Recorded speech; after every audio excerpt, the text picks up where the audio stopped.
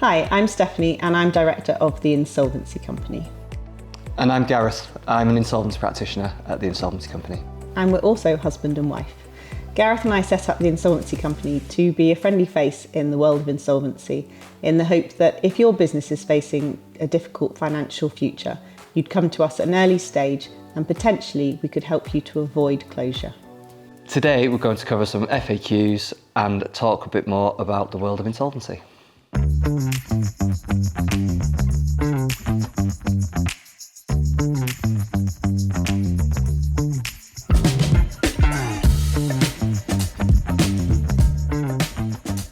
Do you think that that some businesses took advantage of the bounce back loan? Certainly, yeah. Lots and lots of them did.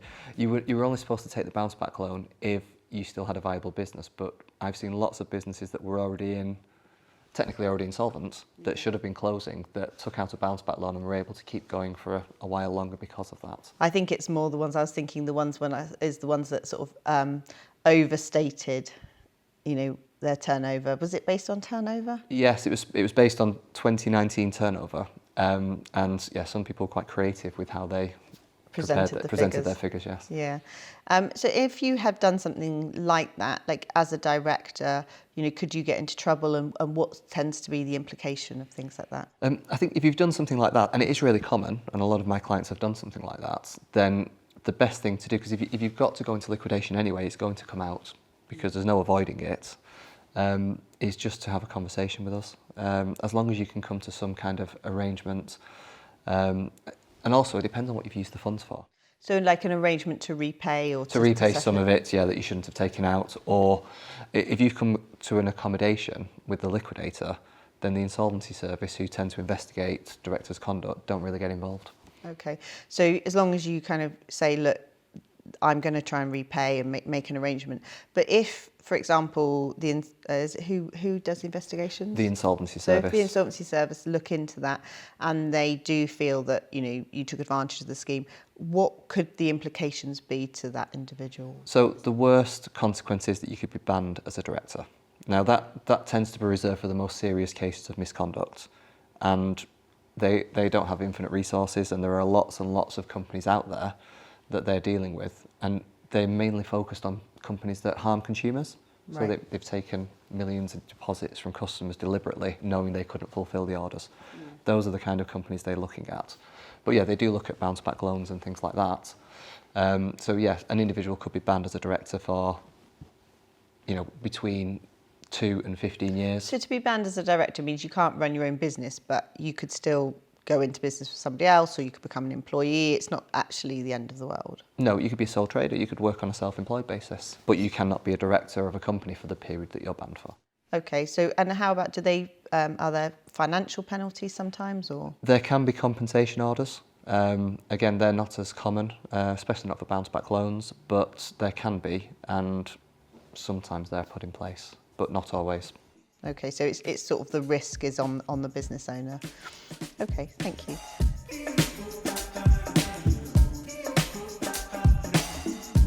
If a business comes to you and that you decide that the best route is for them to liquidate the company, can the director run a business again, or how does it impact them? Okay, so companies in the UK, limited companies, have limited liability. So that means that it's effectively its own legal entity. It's classed as a person in the eyes of the law.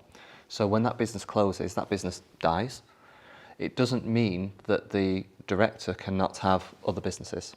So that business is totally separate from the director. Right. So a business owner can run multiple businesses. Entrepreneurs might have 5, 10, 15 companies on company's house. They're the director of all of them. One of those businesses might fail. It doesn't stop them acting on the other businesses.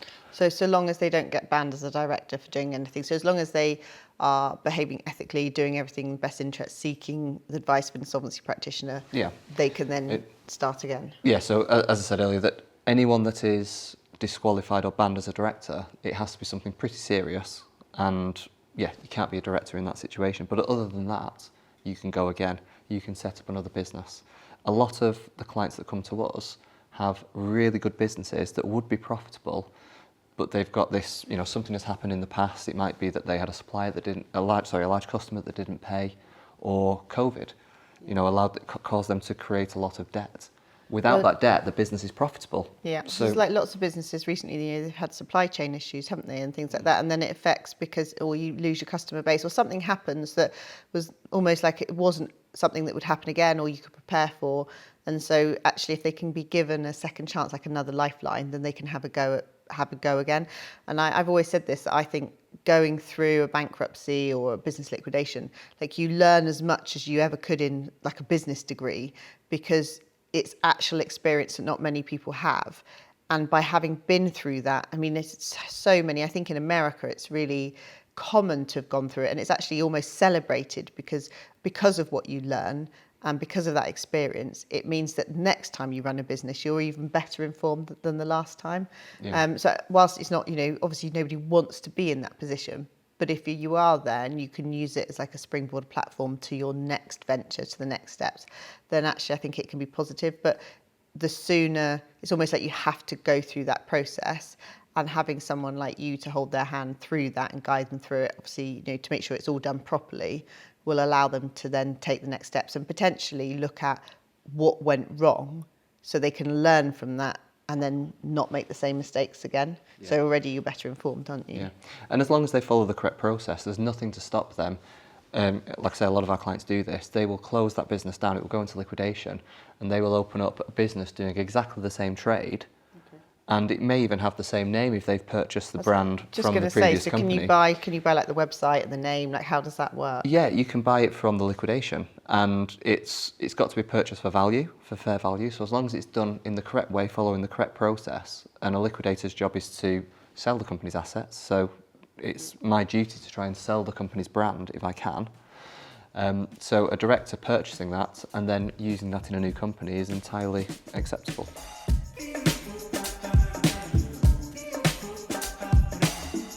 People, they think of insolvency and they don't like it, or they get confused because they're like, well, hold on, that company closed and now they're trading again. Like, how's that happened? Could you just explain that again? I know you just mentioned it there, but just explain, because I think for, a member of the public who maybe doesn't run a business, to see, well, that company, I'm sure they went into liquidation the other day, they were in the papers, and then now there they are again. Like, how's that work? Yeah, there is a legal process for a director to follow. So if the company name is the same, so if they've purchased the brand from this company and they want to use it in a new company, they have to, first of all, notify all creditors, and they have to advertise in something called the London Gazette.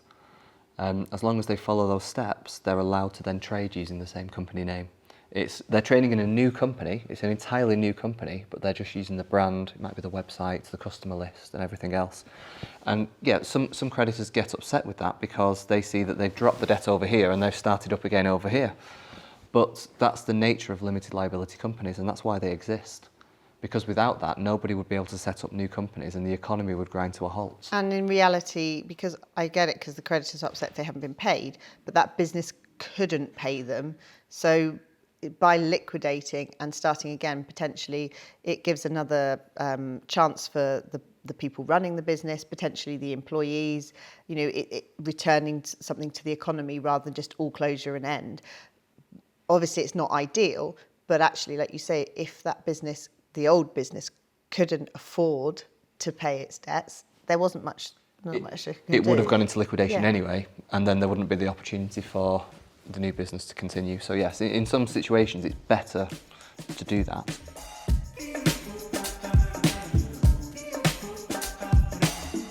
So you can choose to close your business because you see things going wrong, or sometimes it can be forced upon you. So what's the difference? Yeah, so there are two types of liquidation. There is voluntary liquidation and compulsory liquidation. Voluntary is when the director or the shareholders instigate that process. So you've spoken to an insolvency practitioner, you've realised that actually the company cannot continue and it's best to liquidate. That's voluntary because you're choosing to do that. Compulsory is where a creditor, might be the bank, might be a supplier, takes you to court and asks for the company to be wound up.